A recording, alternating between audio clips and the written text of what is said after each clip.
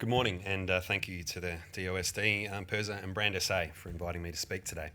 My name is Ben Hood, and along with my business partner Simone Kane, we run creative agency Hollow Friday. We develop brands, print work, videos, websites for customers predominantly associated with the primary industries or education. And we are also creators of the children's educational character George the Farmer, which I'll be speaking on a little bit about today. So in 2013-2014, we experienced a downturn in our Hollow Friday business due to the local economy. And our story behind the need to innovate was not only to generate much needed income, but also to demonstrate our unique skill set to a bigger potential client base outside of our region. It was important for us to develop a product or service that would bring in ongoing revenue as a consistent income. For our existing hosting and e-news services was what was keeping us afloat during this downturn. We also needed an idea that we could create and manage with our combined skill sets and in turn negate some of the risk. So we began looking into web apps where we could charge an ongoing subscription fee. And we went through many ideas at this time, from email signature generators to farm management tools, but none stuck like the idea that would pop up just around the corner. It was during this time that Simone was pregnant with her twin boys that this idea for another kind of app was born. Simone was trying to download some fun farming apps for her eldest farm-obsessed son George, who is the namesake, to keep him entertained. When it became clear there really wasn't any agricultural content available for children, which was Australian, the only apps that Simone could find were American or English and referred to sheds as barns or as paddocks to fields. And there wasn't a character worldwide on television, on the app market, or in books that was telling sequential stories about farming. So during one of our many brainstorming sessions, when we were working out about this product and service, Simone mentioned this idea of a farming character to me. I thought it was an absolutely awesome idea, and best of all, we could do everything in-house, with Simone writing the story, myself handling the branding and illustration, and our long-term database developer working on the underlying app code. Now, both Simone and I grew up on sheep and cropping properties in the Limestone Coast, and Simone's husband, Justin, runs their family farm. We're both passionate about living and working regionally, so the process for developing George was a very organic one, and his look, feel, and aim was shaped by our experiences on the farm, along with some staggering statistics, that we found as we started researching the story. A survey conducted by the Australian Council of Education Research in 2012 revealed that 75% of Australian Year 6 students believed cotton came from animals. 27% thought that yogurt grew on trees, just to try and get your head around that one, and 45% couldn't identify everyday lunchbox items such as a banana originated from a farm. So it was on realising this that we not only had to have a character that was fun, but also needed to be educational and to help bridge the growing divide in education. So we first launched the interactive story in July 2014, with the narration of the app being performed by South Australian ABC radio personality Peter Gers.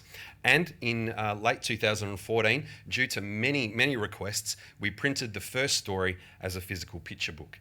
And those books are printed right here in South Australia.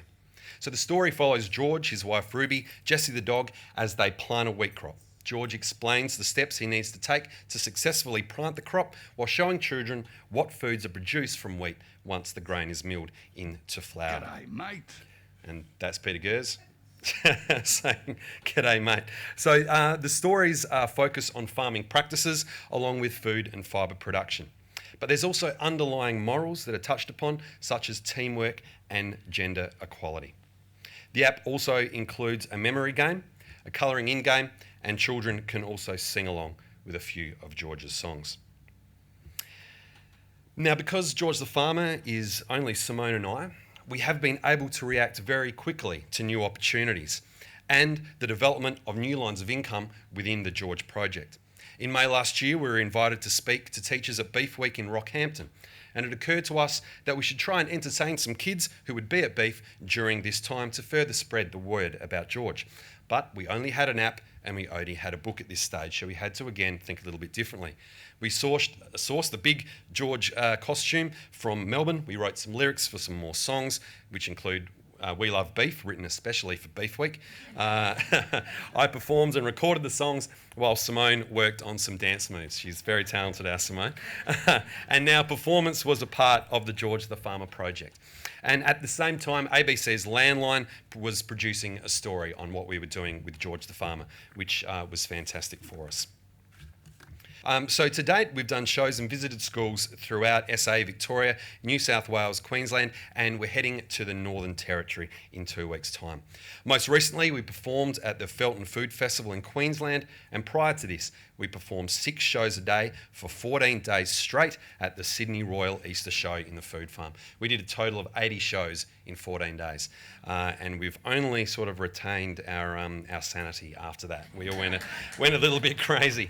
So here's some images just of us there in Sydney. Now, it was with the success of George and the media that we received of him that we've been able to showcase our skills to a very wide range of potential clients, which was one of our aims. And this has increased Hollow Friday's workload tremendously. We recently produced over 50 educational videos about farming practices and food and fibre production for the Primary Industries Education Foundation Australia, and these videos have showcased many producers from around the Limestone Coast. So, we now have 2 picture books with George, and both are on the app as interactive stories. George's second story is George the Farmer shears a sheep, and Simone is busy writing the next story, and I will soon start on the illustrations. The next book is going to be about dairy production, and it's going to be told from the point of view of Ruby, George's wife. Now, in December, we released our free Australian Schools Curriculum Teacher's Guide, which is available from our website for Foundation to Year 4 levels. And last month, we also finished our second curriculum-aligned Teacher's Guide, and once again, this is for free. And it is focused on pulse crops, being the UN International Year of the Pulse, and encourages teachers to use STEM-based activities. So once again, making sure that George was not only entertaining, but also educational. So we've started development on a series of 4 mini-games where children are able to participate in various fun farming activities and in turn learn about where their food and fibre comes from. We've also started to release some merchandise, including Australian made out of Australian cotton children's t-shirt and a George the Farmer cuddle doll. And now we've experienced a great deal of success in that short time frame, having won numerous awards, such as the NAB Rural Entrepreneur of the Year Award 2015, Brand SA Flinders Uni Education Award, and being a finalist in the South Australian Telstra Business Awards for 2015. And the app has received many 5-star ratings on the iTunes App Store since its release, and has also been listed in the top 10 educational apps for Australia and New Zealand. We've also received many personal letters of congratulations from Ag Ministers, including our mate, Deputy PM Barnaby Joyce. So beyond this, the future for George is looking very bright, and there are so many more different things that we can do and places that we can take George. We're currently in the process of developing George into a national touring stage show, and we're also investigating George making his way onto TV. He has proven that he is resonating really well in rural locations, but at the same time inspiring city-based children to have a better understanding and connection to agriculture, which is imperative for an equitable and sustainable food supply chain into the future. Through George's stories, we really hope that children will consider agriculture as a career in their future. George's presence on social media is a great way for us to reach many more people with our message, and George currently has over 18,000 followers on Facebook. Our success has been based on not only seeing a gap in the market, but the fact that we're really passionate about what we're doing. And we have always allocated time to explore ideas that utilise our skill sets. Regional people have shown time and again how innovative and especially resourceful they are. Distance from a city centre doesn't necessarily have to be a barrier for any of us to succeed. Simone and I believe that the challenge is to take your skills and couple them with what you're really passionate about, and you can only then succeed. I heard this quote the other day from Australian radio presenter Adam Spencer, which I think sums up for exactly what we've been doing with George, and I think it will be a great quote to end on. We are all extremely fortunate to live in the 21st century, so you might as well have a crack. Thank you.